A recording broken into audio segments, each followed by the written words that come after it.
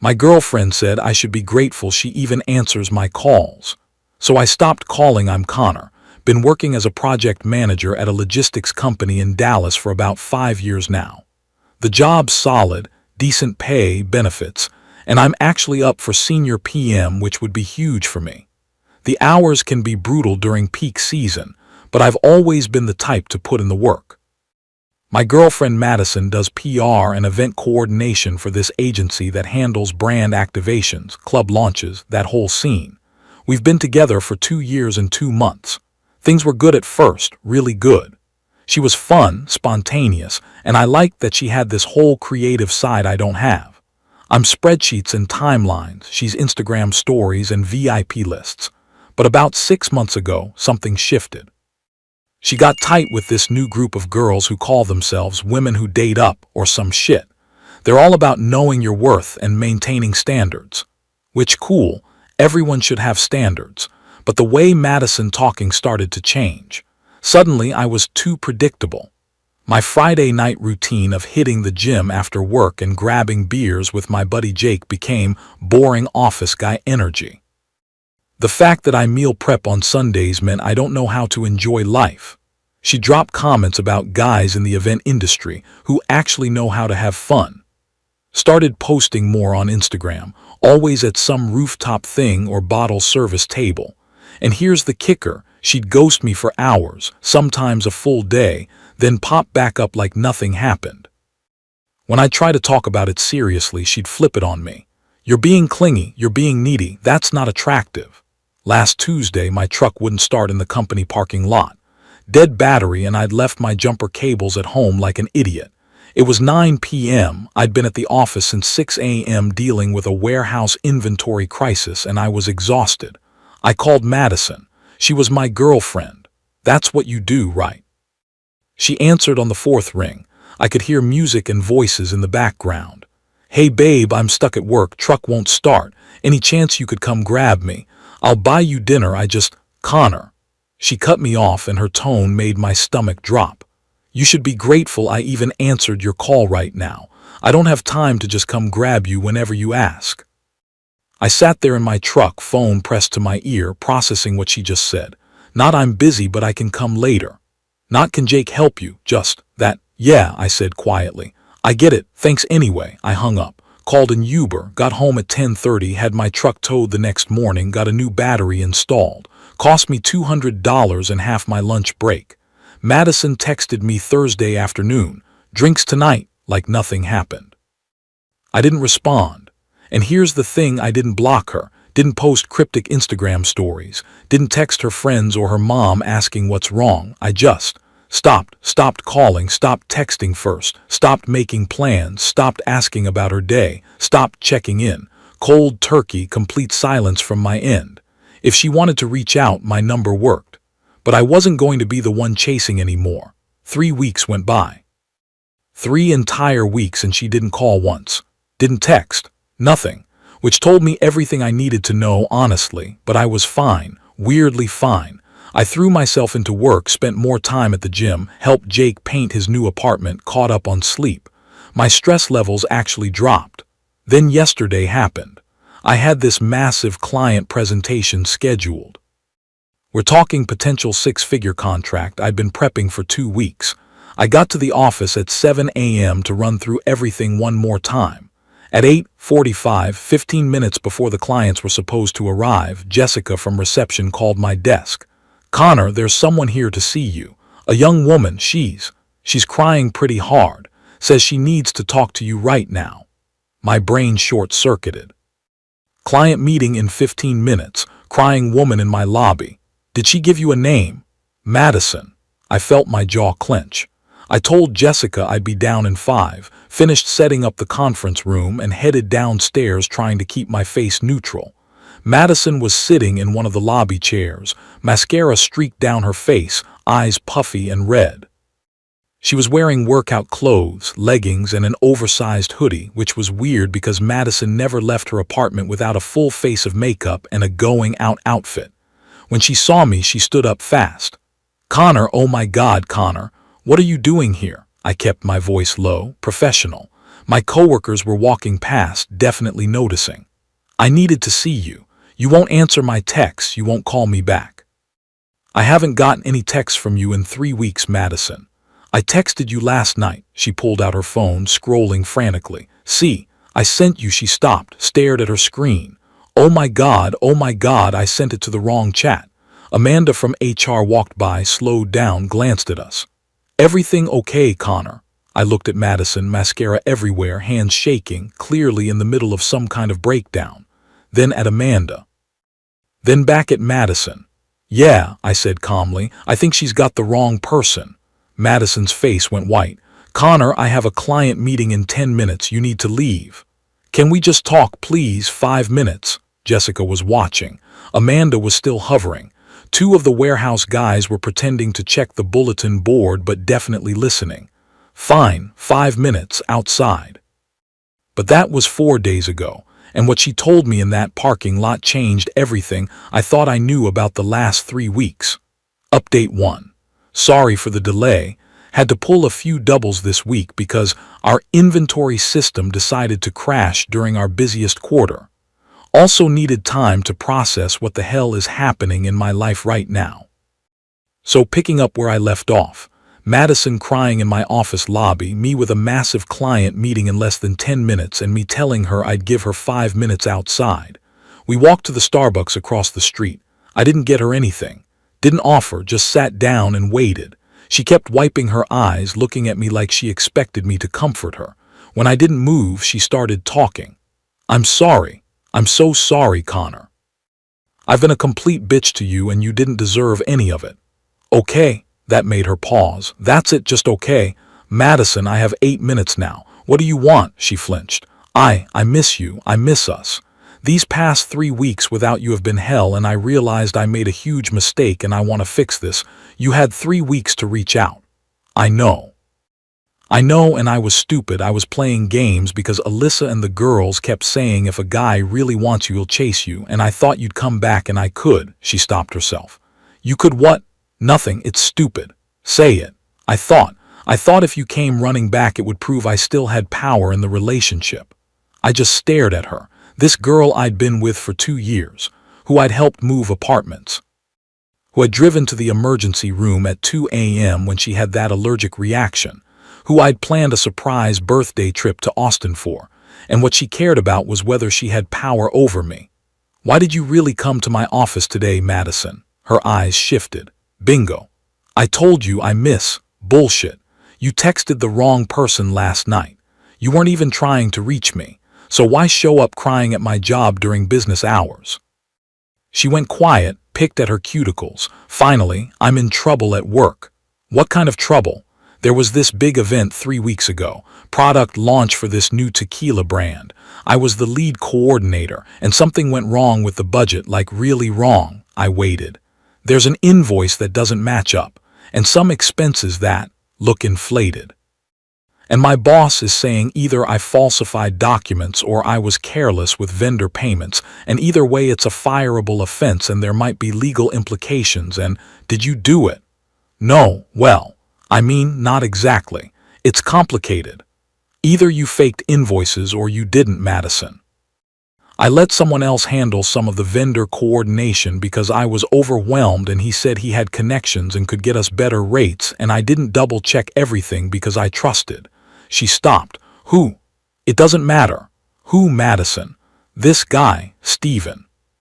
He freelances in the event space. He's worked with our agency before. I thought he was helping me, but apparently he was skimming money, and now everything's under investigation and I'm the one who signed off on the payments, and my boss is talking about firing me and I'm terrified and I don't know what to do. It clicked. All of it. The new friend group. The comments about guys in the industry. The ghosting. The sudden need for space. So you came to me because you need help. I came because I miss you. No. You came because your life is falling apart and you need someone to bail you out. You spent 3 weeks not giving a shit if I was alive or dead because you thought you had something better lined up. And now that it's blowing up in your face, suddenly I'm worth answering the phone for again. That's not fair. You told me I should be grateful you answered my call when I needed help. You remember that. Her face crumpled. I was having a bad day. I don't care if you were having the worst day of your life. You don't talk to someone you supposedly love like they're lucky to get your attention. I stood up. I need to get back to work. Connor, please, I just need you to what? Make a call. Use my connections. Fix this for you. You know people in logistics, supply chain, maybe someone who could vouch that these vendor discrepancies happen all the time, or maybe talk to my boss's boss who you met at that charity thing. I actually laughed. Couldn't help it. You're unbelievable. I'm not a hotline you call when your life's on fire, Madison. I'm done being your backup plan. I walked away, went back to my office. Nailed the client presentation, by the way. We got the contract. Biggest win of my career so far. Celebrated with the team that night at the brewery down the street. Didn't think about Madison until I got home around 11 p.m. and saw 17 missed calls and a dozen texts. Please just hear me out. I can explain everything. I made mistakes, but so did you. You're being cruel. I'm going to lose everything. I almost responded. Almost. But then I remembered 3 weeks. 3 weeks of silence when I wasn't useful to her. And now that she needed something, I was suddenly important enough to blow up my phone. It was almost funny if it wasn't so ironic. Update 2. Okay, so this is gonna sound like I'm making shit up, but I swear on everything this is real. Wi-Fi was down at my apartment all weekend, so I've been using my phone's hotspot and it's been annoying as hell, but whatever, here we go. After Madison blew up my phone Thursday night, Friday was quiet. Too quiet. No texts, no calls, nothing. I figured maybe she finally got the message. Saturday morning I was at the gym with Jake. We were doing deadlifts and talking about the Mavericks game when his phone buzzed. He looked at it, frowned, looked at me, looked back at his phone. Bro, what? You still follow any of Madison's friends on Instagram? I don't think so. Why? Because apparently some serious shit went down last night and it's all over their stories. He handed me his phone. His girlfriend Emily followed Alyssa, one of Madison's date-up crew. And Alyssa had posted a long message to her close friend's story, except Emily was still on the list from some girl's trip they all did months ago. The story was about fake people in the industry and users who pretend to have connections. No names, but the comments were going crazy. I scrolled through them and one girl wrote, "Is this about what happened with Em and Steven? Steven. The guy Madison mentioned who helped with the vendor coordination. Who the hell is Steven? Jake asked. No idea, except I was about to find out because 2 hours later Madison called me. I almost didn't answer, but curiosity got the better of me. Connor. Her voice was wrecked. She'd been crying by the sound of it. What? Did you see Instagram? No. Everyone knows. Everyone freaking knows, and I'm being destroyed and I don't know what to do. Madison, I'm at the gym. I don't have time for Steven posted screenshots. That made me pause. Screenshots of what? Of our texts, from the last 3 weeks.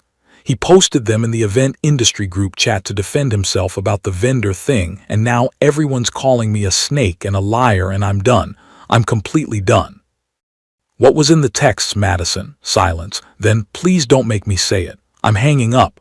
Wait, okay. She took a shaky breath. I was talking to him during those 3 weeks, more than talking. I was sending him screenshots of me not reaching out to you, and we had this thing going. My grip on the phone tightened. What kind of thing? He said he could help me move up in the industry. Said he knew all the right people, could introduce me to clients, could fast-track my career. And he was charming and exciting and said I deserved someone who matched my ambition, not someone who clocked in and out like a... She stopped. Like a what? Like a corporate drone. That's what he said. That you were a corporate drone and I could do better. Jake was watching me carefully, probably seeing my face go red. So during those 3 weeks when you didn't call me once, you were texting this guy, planning your upgrade. It wasn't like that. What was it like then, Madison? Spell it out for me. He made me feel special. He made me feel like I was going somewhere, and you were safe and boring, and I wanted more, and I thought. She was sobbing now. I thought he was legit. I thought he actually had the connections he said he did. But it was all bullshit. He's a freelancer who jumps from gig to gig. He's in debt. He has a girlfriend in Houston he never mentioned. And he was scamming our agency the whole time with those fake invoices. And when my boss started investigating, he threw me under the bus completely. Said I approved everything, said I was the one who hired him, said I knew about the discrepancies. And the screenshots. He posted our text to prove that I was desperate to impress him so I'd look like I was in on the scam, that I was trying to sleep my way into better industry connections. He made me look like, she could barely get the words out, like a joke. I should have felt something. Anger, vindication, satisfaction, something, but all I felt was tired.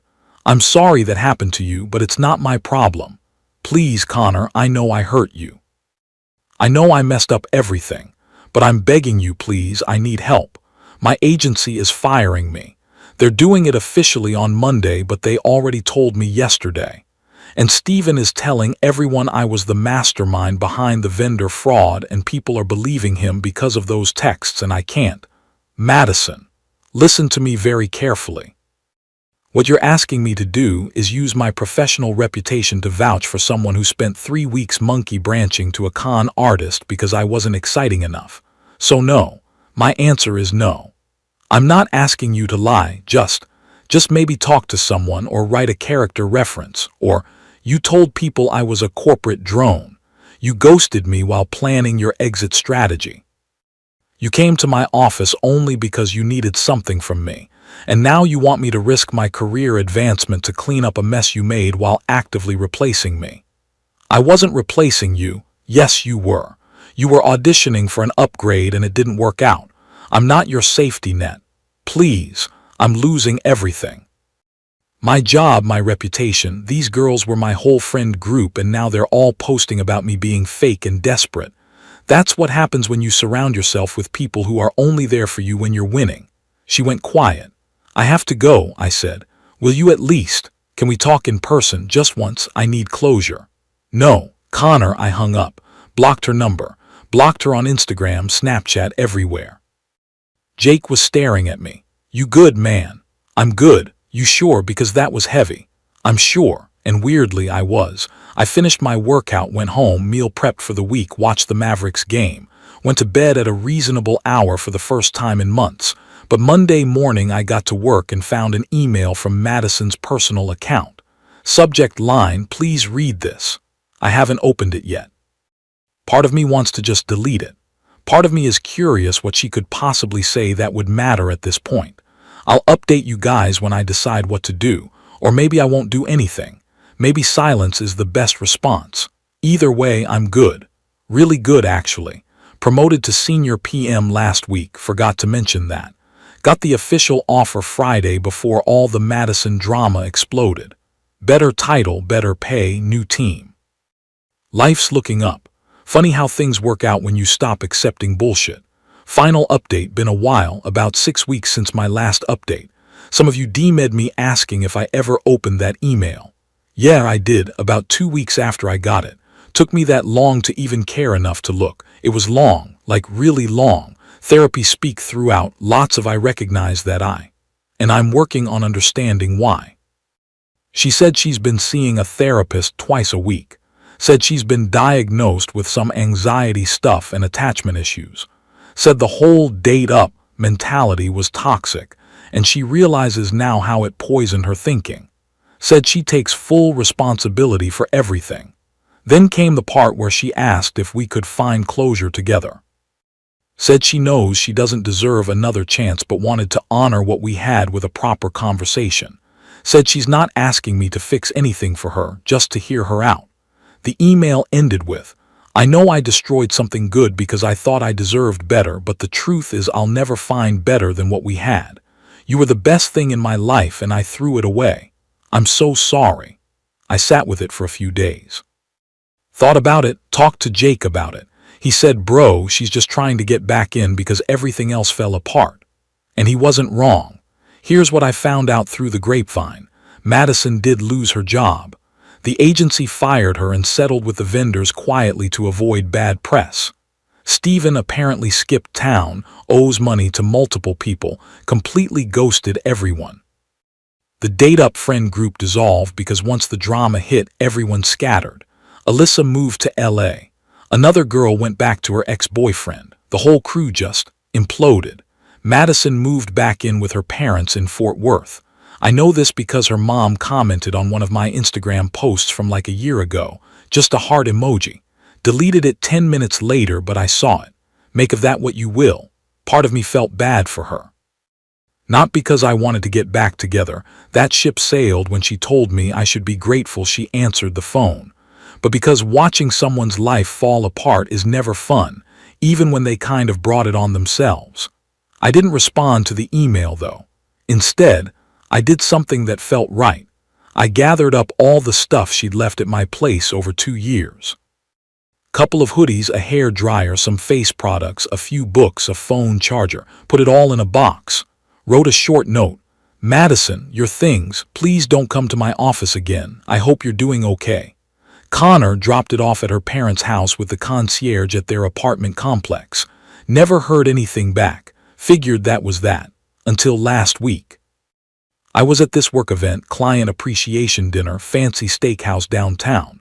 I was there with my new team networking, and I saw her across the room. She was with some older couple, her parents, I'm guessing. She looked different, hair shorter, no makeup, wearing business casual instead of her usual Instagram outfit. She looked smaller somehow, tired. Our eyes met for maybe 2 seconds.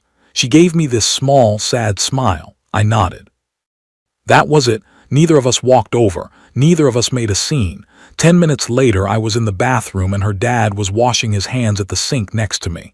Connor, right? He said. Yes, sir. Thought so. Madison pointed you out, said you two used to date. Yes, sir, we did. He dried his hands, looked at me carefully. She's doing better, taking things slow, working on herself. That's good to hear.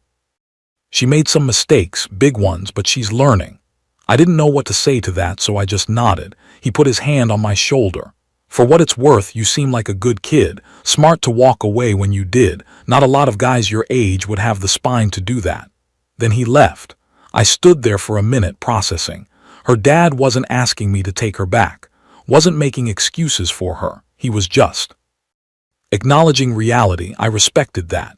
When I got back to my table, Madison and her parents were gone, so that's where things stand. I'm 31 now, had a birthday last month. Jake threw me a thing at his place, bunch of us drank beer and played poker and talked shit. It was perfect. Work's going great. Senior PM role is kicking my ass, but in a good way. I'm learning a ton, managing bigger projects, making more money. Actually started looking at houses, might buy something small in Richardson, build some equity. Dating, not really. Had a few first dates through Hinge, but nothing serious. I'm not rushing it. For the first time in a long time, I'm actually content being on my own. No games, no guessing, no wondering if I'm enough. Someone asked me in the DMs if I ever think about Madison. Honestly, sometimes. Usually when I see couples at restaurants or when a song comes on that we used to listen to. But it's not the painful kind of thinking. It's more like remembering a chapter that's finished. I don't hate her. I'm not angry anymore. I'm just done. She taught me something important though, even if she didn't mean to. When someone shows you that your presence in their life is conditional on what you can do for them, believe them the first time. Don't wait for the second or third proof. I didn't stop calling to punish her. I stopped calling because I finally believed her when she said I should be grateful she even answered. And now I'm grateful she doesn't answer at all. Life's weird like that sometimes. Anyway, that's the end of it. Thanks for following along with this mess. You guys were right about pretty much everything in the comments. Appreciate the support. Stay up, Connor.